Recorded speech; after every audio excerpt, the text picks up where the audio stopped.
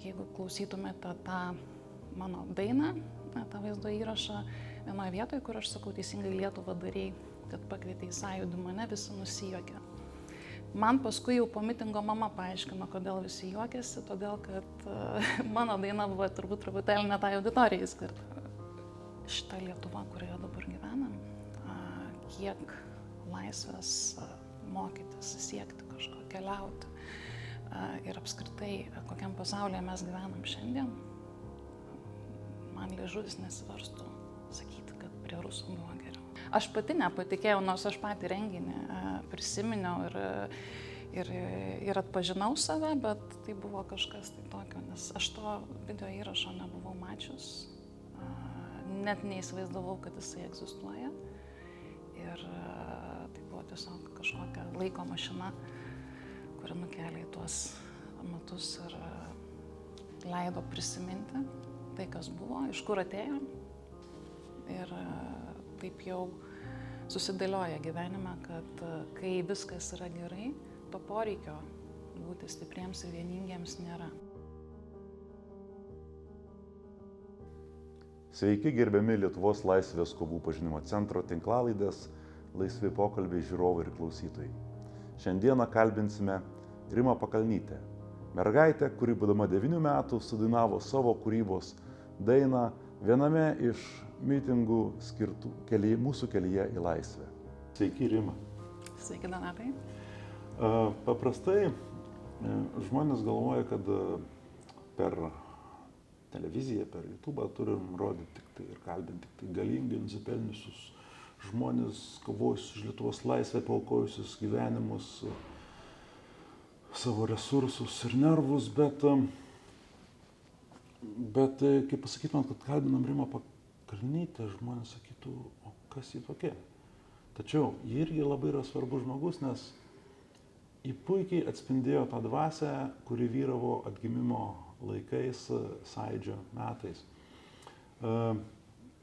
Rima, jūs dalyvavot viename mitinge, dama maža mergaitė, ir padainavote savo kūrybos dainą, kuri tapo, sakysim, tai bent jau mūsų muziejaus tinklalapio hitu, labai populiari, labai daug žmonių peržiūrėjo, labai daug žmonių padėjo jūs surasti. O dabar savo kūrybos dainą dainuos Pakalnytė Rima, 9 metų. Lietuvos patriotai, sužaukim, būkim drąsūs, galingi, linksmi. Mes privalome Lietuvą saugot, mūsų šalalė graži ir darti. Praėjo baisus tie laikai, jau viskas pasiliko tik sapne. Teisingai Lietuvą darei, kad pakvietei į sąjūdį mane. Tiek skausmo ašarų praliejome, tiek iškentėjome vargų, kol pagaliau į šviesą mes atėjome. Atėjau aš, atėjai tu, praėjo baisus tie laikai, jau viskas pasiliko tik sapne. Teisingai Lietuvą darei, kad pakvietei į sąjūdį mane. Lietuvos patriotai, sužaukim, būkim drąsūs, galingi, linksmi. Mes privalome Lietuvą saugot, mūsų šalalė graži ir darti.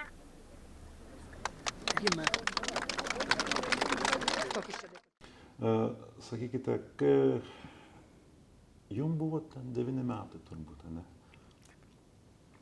Kas jūs atvedė į tą mitingą, ta prasme? Kaip ten atsidūrėte? Tai šitas mitingas vyko Baltijos kelio dieną, po Baltijos kelio. Tai buvo prie Šeškinės poliklinikos yra koplytstulpis. Tai buvo to koplytstulpio atidengimas. Ir netgi tam video jūs matote, kad ten ir kunigas kažkur stovi, nes buvo šventinamas.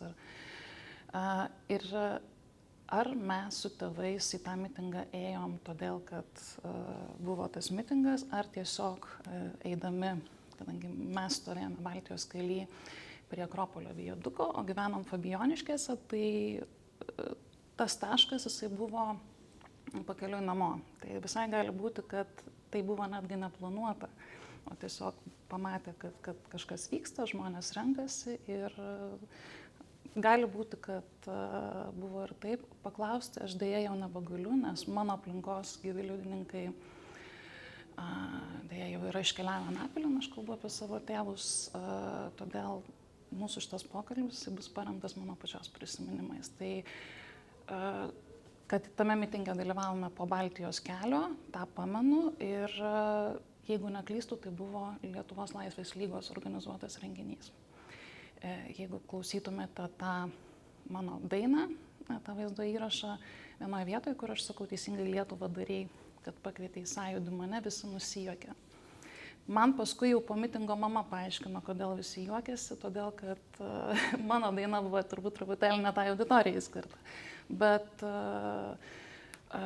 faktas yra, kad atsidūrėm tenais ir tikriausiai, aš kaip įsivaizduoju, tame renginyje buvo kažkas iš tėvų pažįstamų, kas pažinojo organizatorius.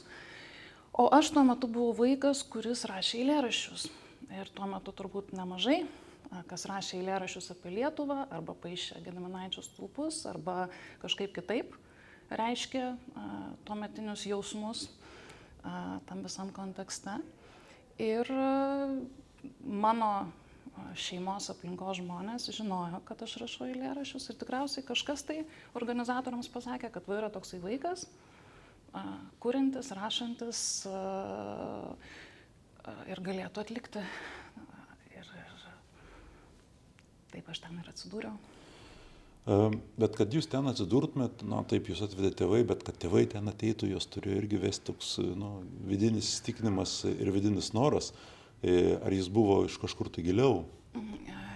Aš tai visumai norėčiau pabrėžti, kad turbūt visi ėjo į Baltijos kelią, tai nebuvo kažkoks išskirtinis reikalas. Visi sąmoningi, kurie galėjo paeiti, dalyvavo tame renginyje, o jūs tikriausiai lenkėte į istorinės šaknis ir mes jau šiek tiek prieš šitą mūsų susitikimą aptarėm.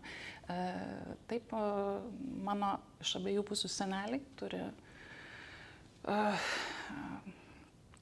ganėtinai stiprų ryšį su pasipriešinimo judėjimu. Iš tėčio pusės senelis buvo nepriklausomos Lietuvos karininkas ir Utenos apskrities policijos vadas, o iš mamos pusės senelis buvo politinis kalinys, nuteistas 25 metams už bendradarbiavimą su partizanais. Tai turbūt tas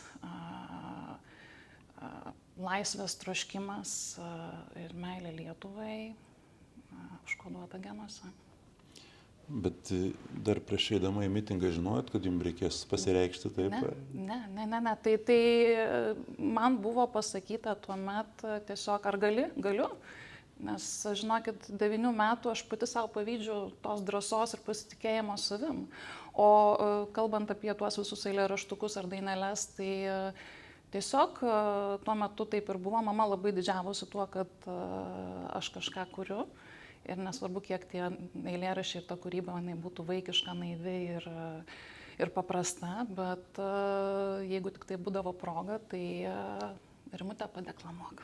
Tai va taip ir įvyko, tai buvo be jokio pasiruošimo, kad aš tenai su tokia improvizuota tautinė apranga, tai ją tiesiog turėjau, nes tuo metu lankiau muzikos mokyklą ir ją reikėjo pasisiūti. Ir turėti, tai jau ten kokiom sąlygom, kokią medžiagą mama gavo, taip pasiuvo, jinai ten tikrai netitinka tų visų kriterijų ir netgi išduosiu paslaptį, kad balti marškiniai po tautinę aprangą, jie yra pionieriški, su persiutom sagom, nes ten buvo tokios auksinės, nes tiesiog tokie buvo laikai. Taip, čia labai graži istorija, kada lietuviška tautinė apranga užgožė pionieriškus marškinius. O yra atvirkštinių dalykų, kada žmonės kažką prisiūdavo šiaip radęsagų senelių baltų su vyčiais. Aš klausiausi Svaro istorijos. Ja, skaitai. Klausėtės taip. Tuometinis vaikas, reiškia, jūs esat, ne? Ar jautėte kažkokią dviprasmybę tarp to, kas jau pradėjo vykti ir kas ką tik buvo, nes vis tiek turbūt, ar teko pabūti Spaliukė? Spaliukė taip. Pionieriški marškiniai buvo brolio, ne mano. Tai jau pionierė nebebuvau. Ir man labai smarkiai yra įstrigęs tas momentas, Spaliukai mus visus sustatė, išrikiavo, išventino. Ir paskui tą ženkliuką, 5-kampę žvaigždutę, mes turėjom nešioti ir jeigu kas nors ateidavo, be to žvaigždutės, be to ženkliuko su Lenino atvaizdu, gaudavo pastabą. Ir man kas labai užsifiksavo, kad kažkurio momentu klasiokai vietoj 5-kampių žvaigždučių pradėjo sektis tokius apvalius ženkliukus su trispalve ir užrašo arba Sąjūdis, arba Lietuva. Ir mokytojai jau nieko nebesakė.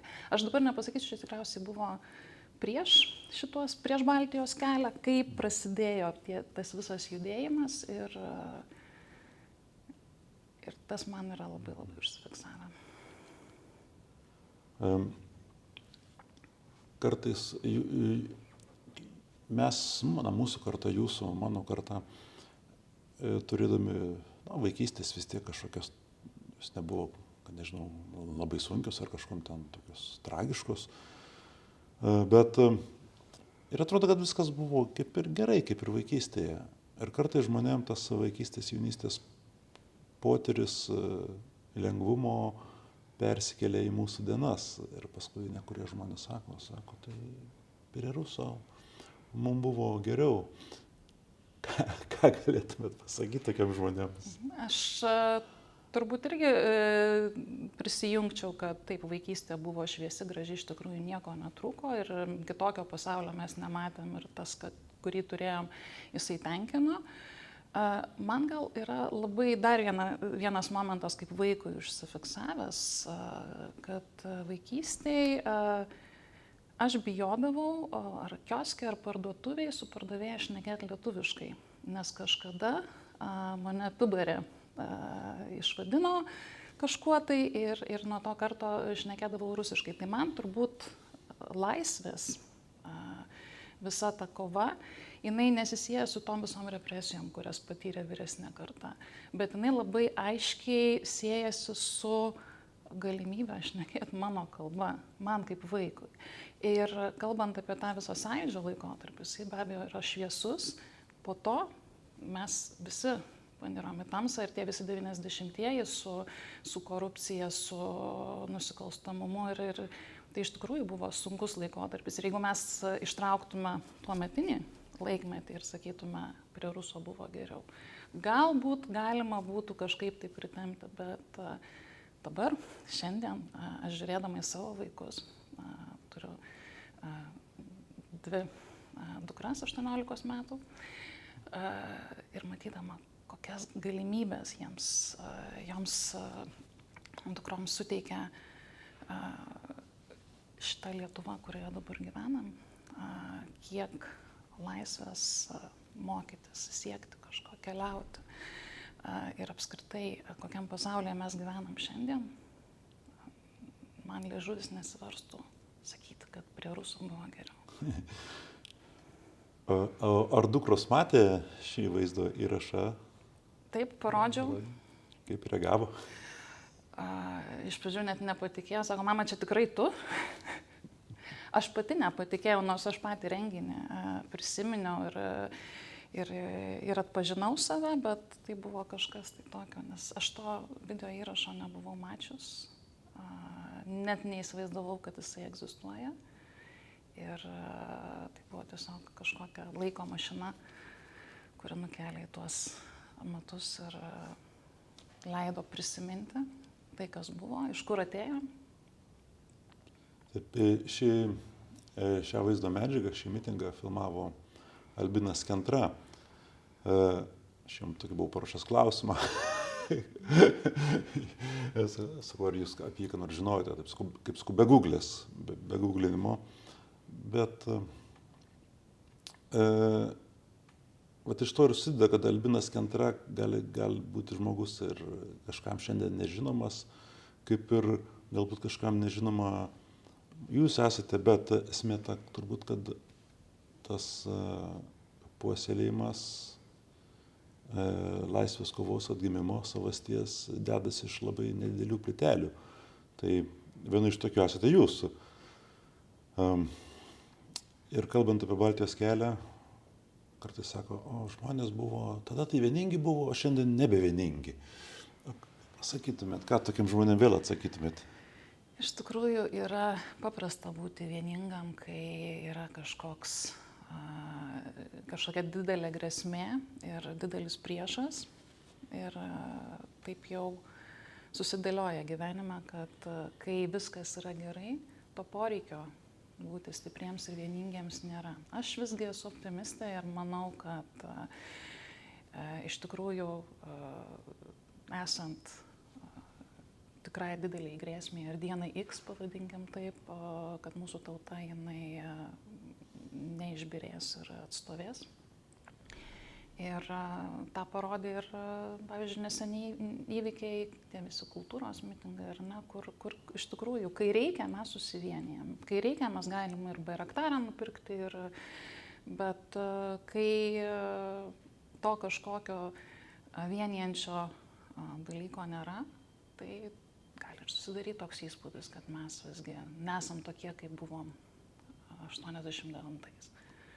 Taip tariant, reikia leisti žmonėms gyventi normalų gyvenimą, o ne visada būti tokių didelių įtampų, nuo kurios jie gali. Aš manau, kad reikia leisti žmonėms daryti tai, ką jie moka ir sugeba geriausiai ir pasitikėti jais, o be abejo įpučiant tą patriotizmo ugnelę ir primenant, kad taip, mes turim tą priešą šalia, tą rudą priešą, raudoną. Rudas irgi priešas. Rudas irgi priešas. Raudoną priešą, kuris neaišku kada, neaišku ką sugalvos, tai to nereikia pamiršti, bet tikrai nereikia nuvertinti mūsų tautos. Puikų žodžiai, daugiau ką galim gražiau pasakyti. Labai ačiū Jums už pokalbį. Ačiū, kad atsiliepėte. Ačiū, kad pasikvietėte mane čia ir man tikrai garbė dalyvauti šitam pokalbyje. Dėkui Jums.